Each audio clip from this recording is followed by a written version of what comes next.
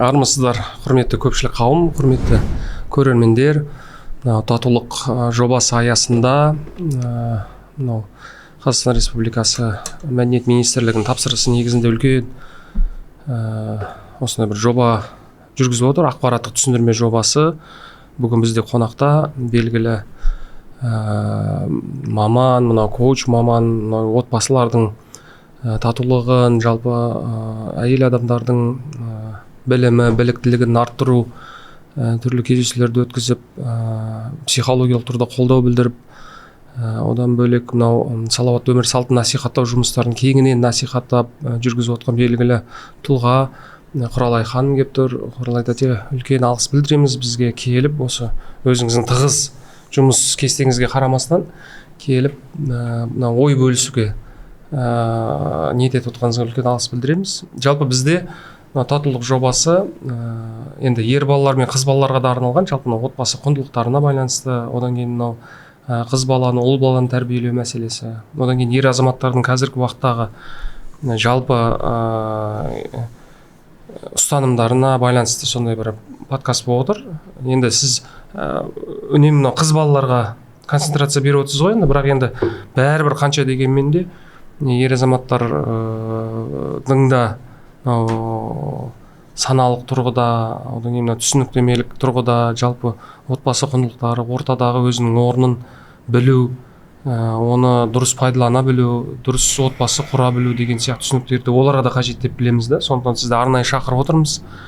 Мына енді қазіргі уақытта өкінішке орай жаңа ажырасу фактілері болсын, мынау отбасының бөлінуі, жалғыз басты аналардың санының көптігі, түрлі теріс фактілер өте көп өкінішке орай. Сол бойынша бір ой қозғасақ, өзіңіздің де жалпы мына тәжірибедегі жалпы бөлісетін ойларыңызды айтып өтсеңіз. Енді біз жалпы мынау өзіміздің тармақтарымызға бөліп қойған, өзіміз үшін, орта үшін қызықты болар-ау деген сұрақтарымызды әзірлеген едік.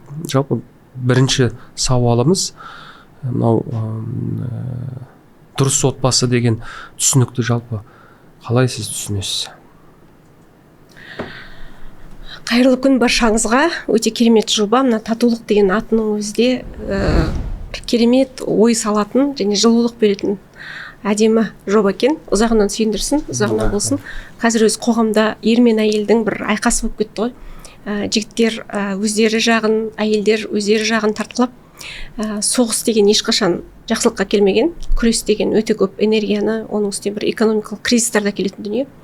Сондықтан осы татулыққа шақыратын, бір қазақтарды ойға шақыратын өте керемет жоба екен.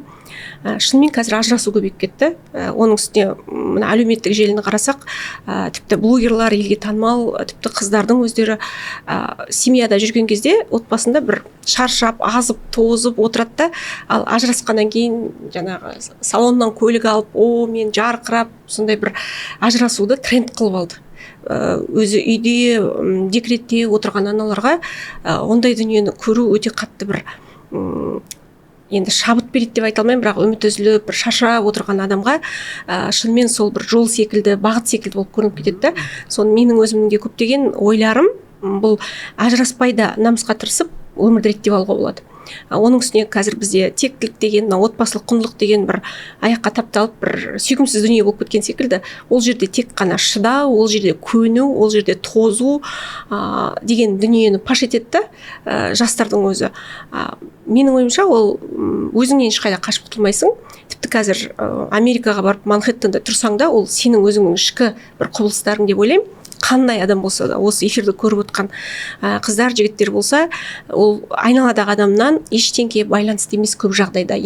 Тіпті зорлық, зомбылық ондай көріп жатса, мен шынымен енді қаш ондай жерден отырмай деймін, бірақ орта есептегі кәдімгі среднестатистический дейді ғой, отбасыда бір адамның көңілін табуға болады деп ойлаймын.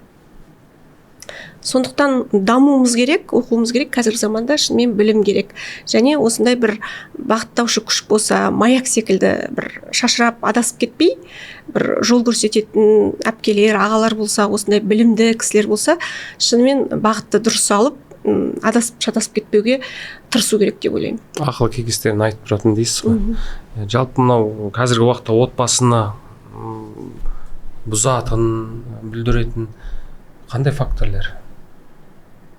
Ой, енді ондай факторлар өте көп. Енді бірінші орында ол біз енді қазір Құралай тәте енді кішкене бірдестен сұрақтарды қойып нетіп отырмыз ғой. Енді бізде енді біз сұрақ қойып, сіз соған жауап беріп, бір блиц сұрақ сияқты болсын деп айтып отырмын да сізге. Кішкене өзіңізде енді бір мүмкін жүйесіздік сияқты бір сұрақтар болып отқан шығар, бірақ енді біз енді сонда ретімен ақырындап енді бірінші блогымыз мына отбасы және қарым-қатынасқа байланысты болып отыр да. Ол енді қазір әлеуметтік желі деп ойлаймын. Әлеуметтік желіні ашсаң, сенің кезіндегі бір класстасың, группаласың, пәленбай миллионға үй алып жатады, біреу Қытайдан сауда жасап жатады, біреу Америкаға ұшып бара жатады.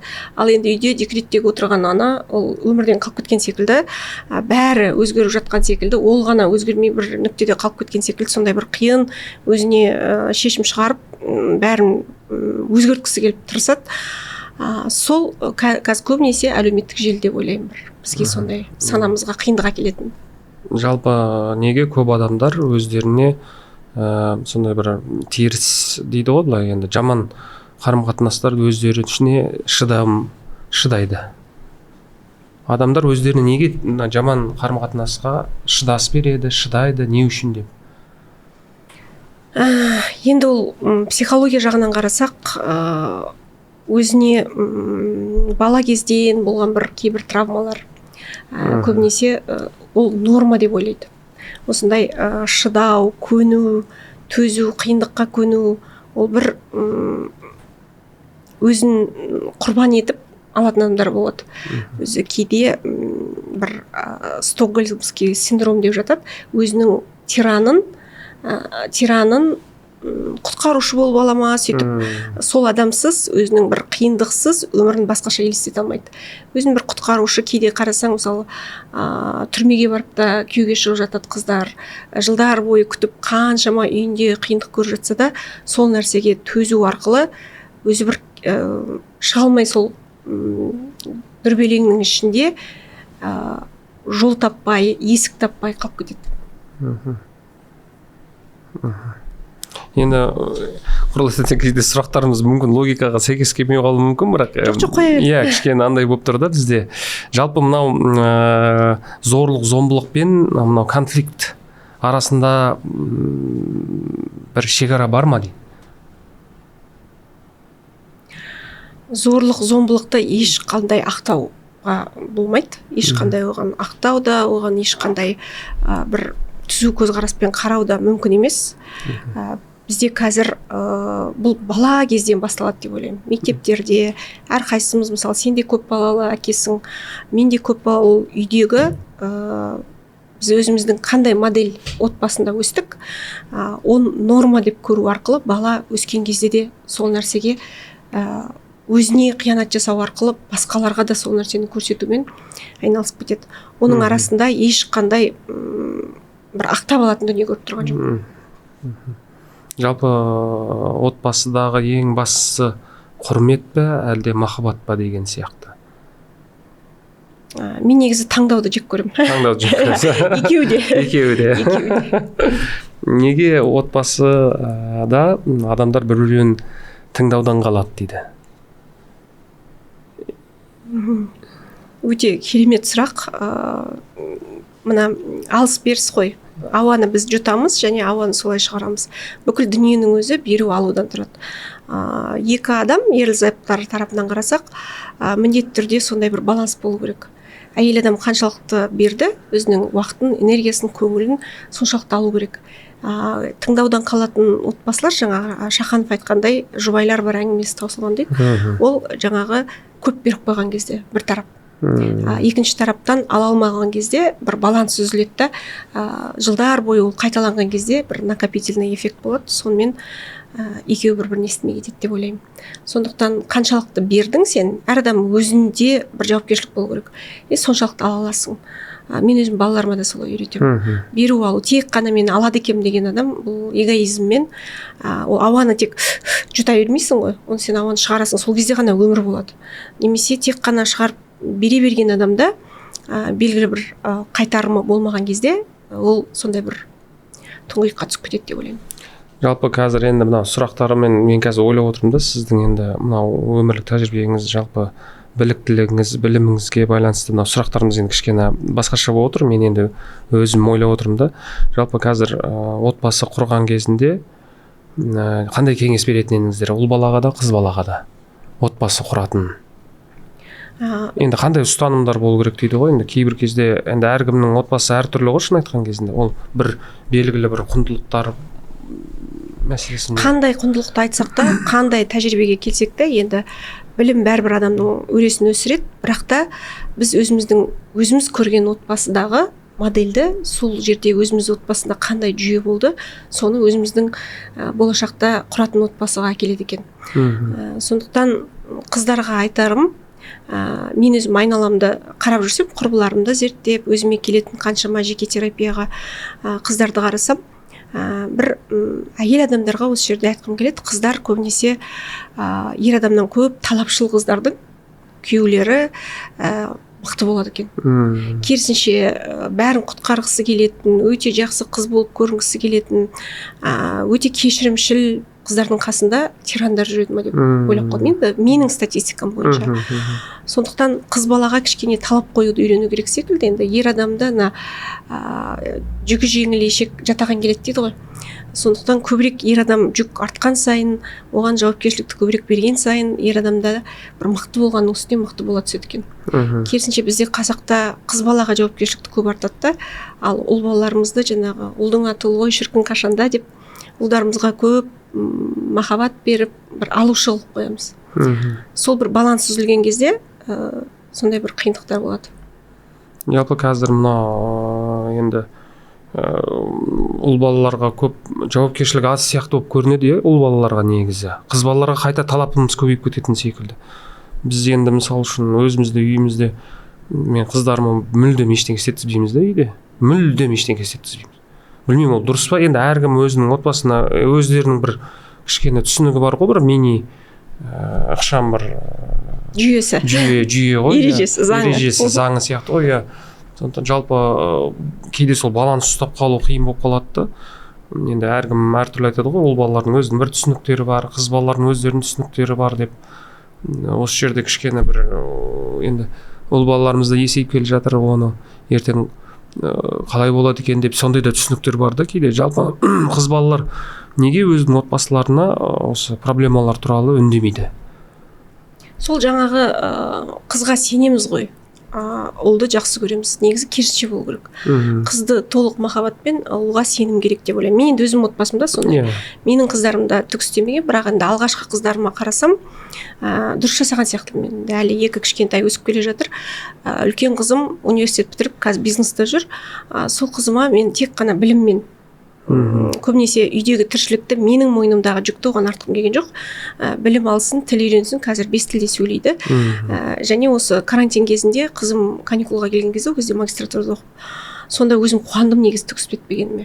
Себебі менің істеп жүрген тағамдарым, менің істеп жүрген жұмысымды емес, сол кезде үйде жүріп, жаңағы ютубтан өзінің бір жаңа шығып жатқан тағамдарды істеп, бізді қызықтырып, өзі бір сондай аңсап, 7 жыл Европада оқығаннан кейін үйдің тамағын аңсап, өзі басына түскен кезде қыз бала, әсіресе қазақтың қыздар бір намысшыл келе ма сондай.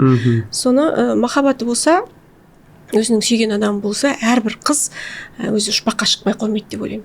Сол үшін оны ерте тіршілікке араластырып, ерте бүкіл отбасының жүгін арту кішкене қабырғасын қатайтпайды, керісінше сындырып жіберетін секілді. Енді біздің отбасында мен көрінше 2 ұлға көп жүк артам. Тіпті үйде ол бала кезден ғой, кішкентай кезінен бір жаққа қонаққа кетіп жатсақ, мына қыздарды қара деп, тіпті олар әпкелер болса да, менде 2 кішкентай ұл ғой.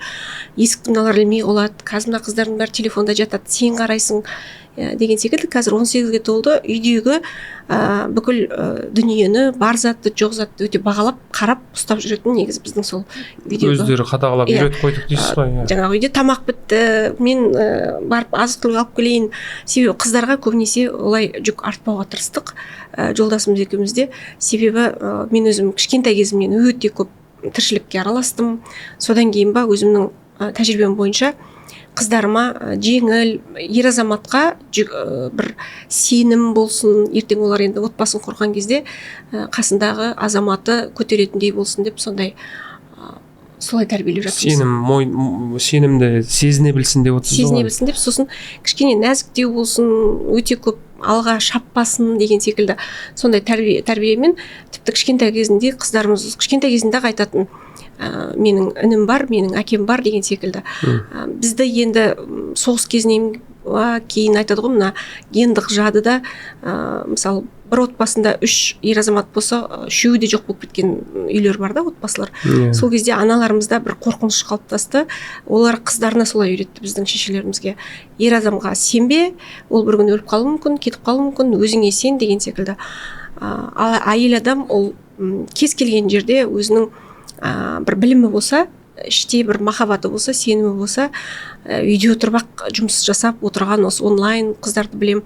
Сондықтан өте қатты біздің отбасының бір үлкен проблемаларын шешіп, үлкен бір жүк тартып, немесе біздің жолдасымыз екеуміздің арамыздағы бір мәселелерге араласу, ондайды қаламаймын да.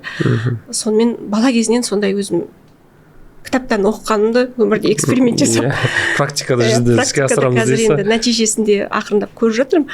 Қыздарға бір жеңілдік бар, біздің үйдің қыздарында бір өмірге деген сенім бар, жаратушыға деген, ертең бәрі жақсы болады деген сондай сеніммен.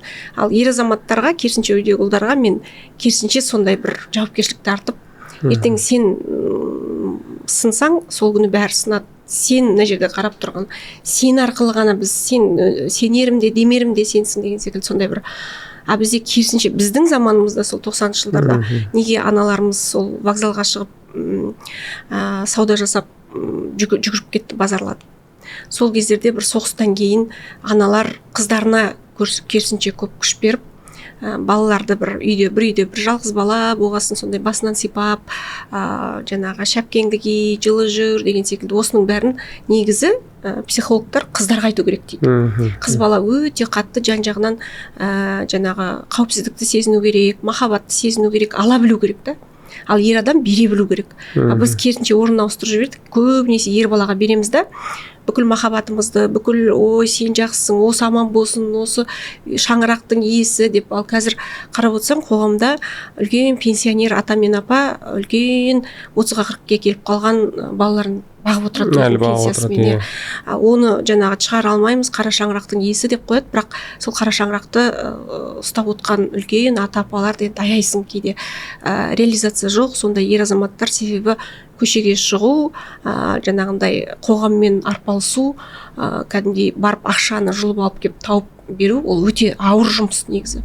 Сол ауыр жұмыстан қорғақтап, жаңағы бір тепличный дейді ғой. Мысалы қыста теплицада өскен гүлді далаға шығарып жіберсең не болады? Тура сол секілді ұлдарды тепличный қылдырып, бір басынан сипап, сондай енді бәрі емес, бірақ сондай көп кездеседі.